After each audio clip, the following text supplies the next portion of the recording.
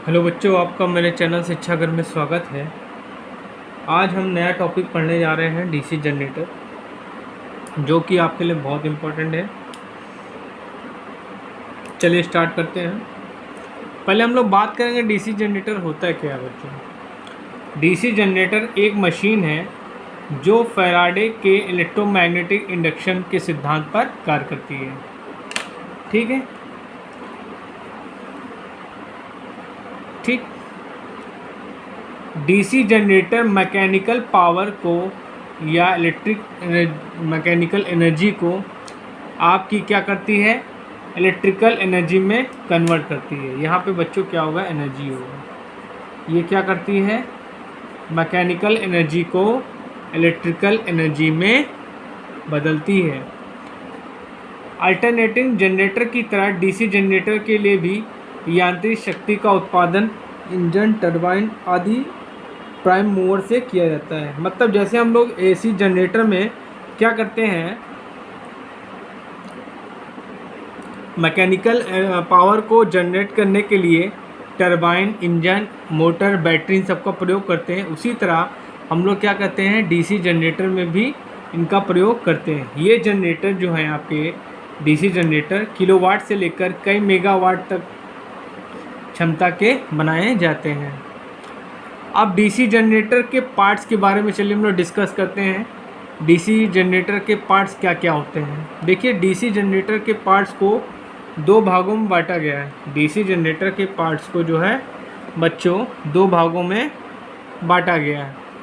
पहला पार्ट हम लोग बोलते हैं स्टेटर पार्ट, जो आपका स्टैटिक है, मतलब मोशन नहीं करेगा। और जो दूसरा पार्ट है वो आपका रोटर पार्ट है, जो जिसमें आपके रोटेटिंग पार्ट्स आएंगे। ठीक है, देखिए पहले स्टेटर पार्ट्स के बारे में डिस्कस कर लेते हैं, कौन क्या होता है। स्टेटर पार्ट्स में आपका योक होता है, इसको हम लोग केस भी बोलते हैं, और जनरेटर का फ्रेम भी बोलते हैं, कवर फ्रेम भी बोलते हैं। दूसरा पार्ट होता है इलेक्ट्रोमैग्नेटिक पोल्स। ठीक है, तीसरा पार्ट होता है मैग्नेटिक पोल कोर। चौथा पार्ट होता है इसका मैग्नेटिक पोल वाइंडिंग।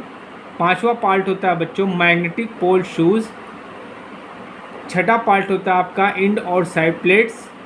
सातवां पार्ट होता है आपका टर्मिनल बॉक्स। आठवां पार्ट होता है आपका brush gear.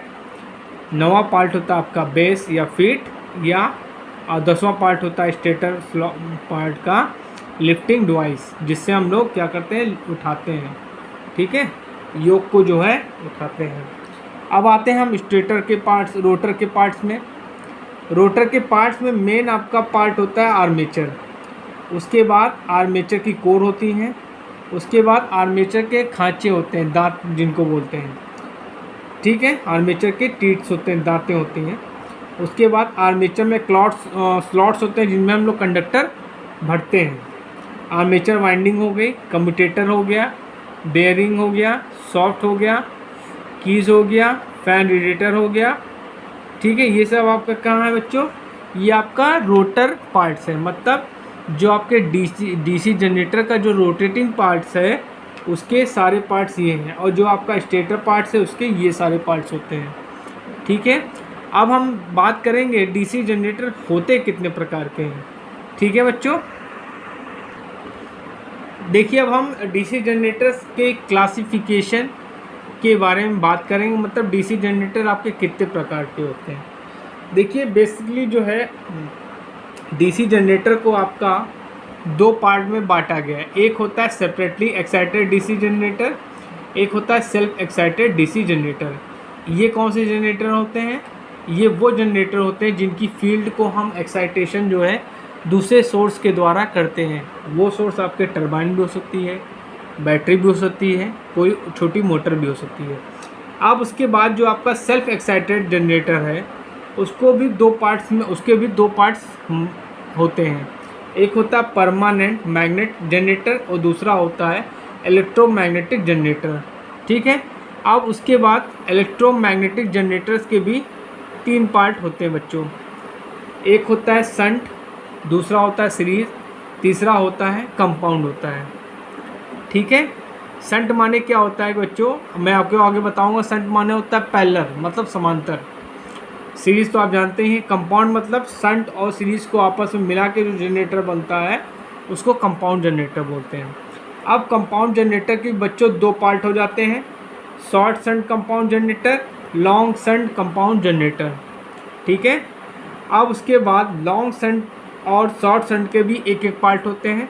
Short shunt compound generator का भी एक पार्ट होता है जिसको हम लोग कॉम्युलेटिव बोलते हैं, और लॉन्ग शंट का क्या होता है, डिफरेंशियल होता है। अब उसके बाद क्या होता है, कॉम्युलेटिव के भी बच्चों तीन पार्ट हो जाते हैं। पहले जनरेटर को हम लोग बोलते हैं अंडर कंपाउंड, दूसरे को बोलते हैं लेवल कंपाउंड, और तीसरे को बोलते हैं ओवर कंपाउंड। तो बच्चों आज इस लेक्चर में मैंने आपको क्या पढ़ाया, डीसी जनरेटर क्या है, डीसी जनरेटर के क्या पार्ट्स होते हैं, और डीसी जनरेटर कितने प्रकार के होते हैं। नेक्स्ट लेक्चर में बच्चों मैं आपको डीसी जनरेटर के एक एक पार्ट्स के बारे में बताऊंगा। ये पार्ट्स कैसा होता है, क्या साइज़ होता है, किसका बना होता है, इसका क्या कार्य होता है, और उसमें फिर मैं आपको उसी लेक्चर में आपको मैं सारे डीसी जनरेटर जितने हैं उनके बारे में एक्सप्लेन करके बताऊंगा। अगर आपको मेरे द्वारा बनाए गए वीडियोस अच्छे लगते हैं, समझ में आता है, तो प्लीज़ मेरे चैनल को लाइक, शेयर एंड सब्सक्राइब जरूर करिए, जिससे मैं इसी तरह आप लोगों की तैयारी करवाता रहूं, और ऊपर वाला चाहेगा तो आपका सिलेक्शन ज़रूर होगा। Thank you.